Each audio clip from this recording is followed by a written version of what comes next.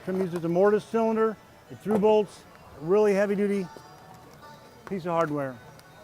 I've already got the trim installed on the door. For demonstration purposes, this door's been used several times today. We've got a lot of holes everywhere. We're going to kind of sort it out and keep it as simple as we can. We're going to start out with the trim installed. We'll take the panic.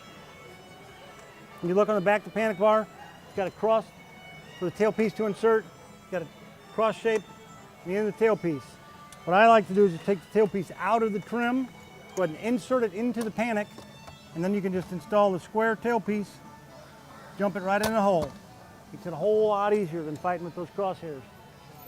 And we can go ahead and take it. Now that we've got it installed, trim on it, what we'll do, run a screw in there. I generally like to run that top center screw in first. Just kind of makes it easier, keeps everything lined up.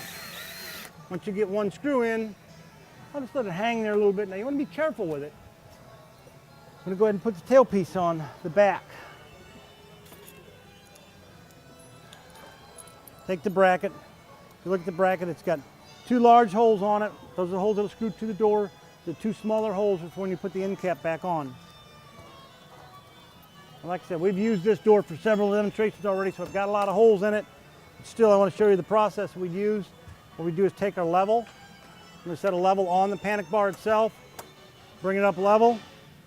Once you got it up there to the level point, you want to go ahead and mark it. I marked the bar to the door. That way you don't have a lot of pencil marks on there. Just for a finished product, like say a finished door, finished wood door, pre-painted metal door, you don't want to get a lot of pencil marks on there. You got to take off later. Now that we've got that marked, we know where to put it. Take the screw and insert it. This door is pre-drilled from the previous demonstration, but when you set that up, if you want to mark those holes, take that device, mark them, go ahead and pre-drill them. Probably be easier for you in the long run. Now that we've got the panic bar installed on there, I want to go ahead and put another screw in the bottom of the trim. Just to make it that much sturdier. Screw that head on there good and tight.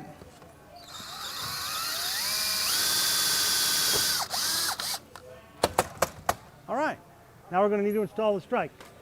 A lot of times on the strike, what I'll do is pull the door closed. I'll mark the center of this strike on the center of the door frame. For this demonstration, what we're going to do is we're going to set it up with a tape measure. We're just going to measure down from the top of the door to the center of the strike. We're at 39 1/8. So we're going to come over here, and now remember, we're measuring from where the door hits, not the stop itself. So we just want to measure down 39 1/8. We want to mark center. I'm going to take our strike, take it out of the box of goodies. It's a nice roller latch, heavy duty strike, with a ball bearing roller on it. It's got 3 holes in it. You want to use the elongated hole top and bottom to set it first. The center hole, once you got it located exactly right, you'll put that in there to lock it in place. So I want to take my strike, I want to hold it up on the center line. I'm going to go ahead and run my screw in. I want to go in the center of the elongated hole. And there again, that door is already pre-drilled. Wouldn't hurt to pre-drill your door when you go to do it. You can drill that top hole. You want to run in the elongated hole on the bottom. Same way, you want to be in the center. You want the edge of the strike starting out to be about 1/8 of an inch back from the front lip of the stop. Now we're ready to go ahead and test our door. Before you test it, you want to check your lever, make sure it works. Unlocks the door. Door lock's good, open it, works. Now, what you want to do, when you close the door, you want to pull on it a little bit. Let's see how much play's in there. Not much play at all. A little bit of wobble. A little bit of wobble's good. You don't want it to be too tight. So what you want to do, maybe adjust the strike a little bit. That's the beauty of the elongated holes. So we'll loosen it up just a touch. We'll slide it back. Now we've got about 1/4 of an inch between the front of the strike and the front of the stop. We'll run that third hole in, set it. Now once you set that hole in there, I'm going to go ahead and check it again, make sure it works. Close it, tight. Not too much wobble, just about right. Now, the strike's on, the panic bar's on. We're ready to put the trim cap on here, trim cap on the end. Putting the trim caps on, I always like to put them on with a hand screwdriver. Got little bitty small number 8s go in there. You don't want to strip them out.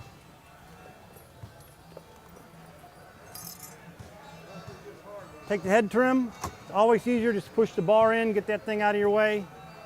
Kind of jump it right on there. There you go. Take your hand screwdriver, run it right back in there. Might take you a little more time to do these by hand. You know, in the long run, it just gives you a whole lot better looking job. Looks more professional. You won't chew the screws up. And these screws will break off. You run them in with your power screwdriver. If you're going to use your power driver, you probably ought to set your clutch way down. And it'd still work. Do a good job for you. And you want to set the top screw. Now, if you notice, I'm banging on that head a little bit with my hand. It's just to make sure these holes are lined up real nice. Run those screws in real straight and easy.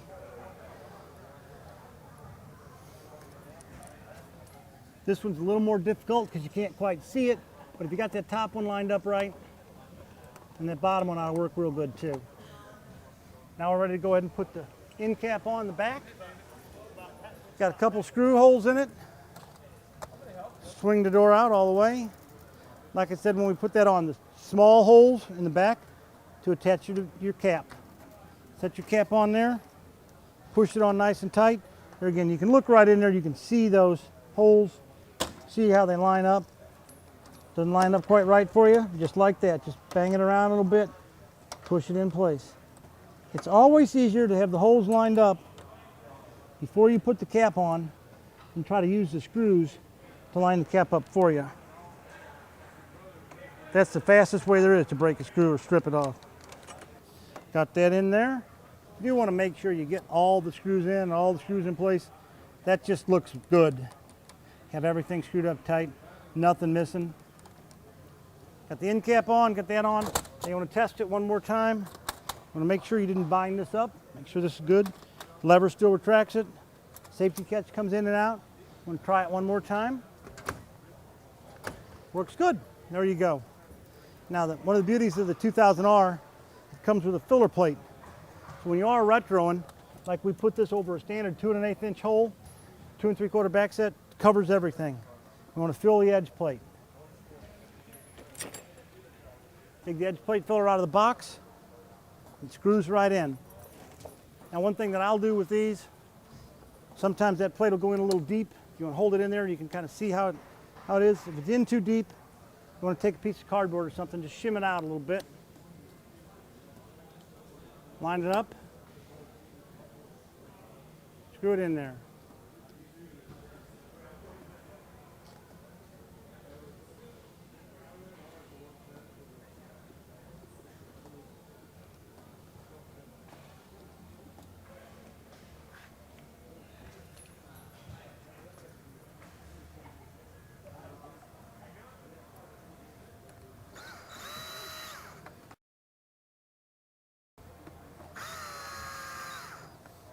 Okay, now we got a filler plate also for the ASA strike to fill that up. Now, if you're replacing a lock, there's probably an existing strike in there, but you want to take that out.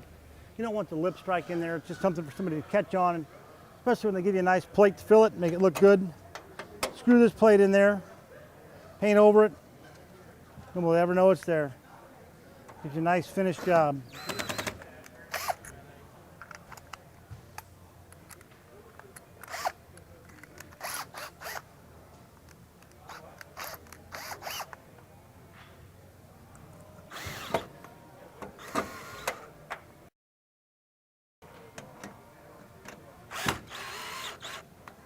All right, you got the plate on, both fillers on, you got your end cap on. You kind of want to take a quick look at it one more time, make sure it functions.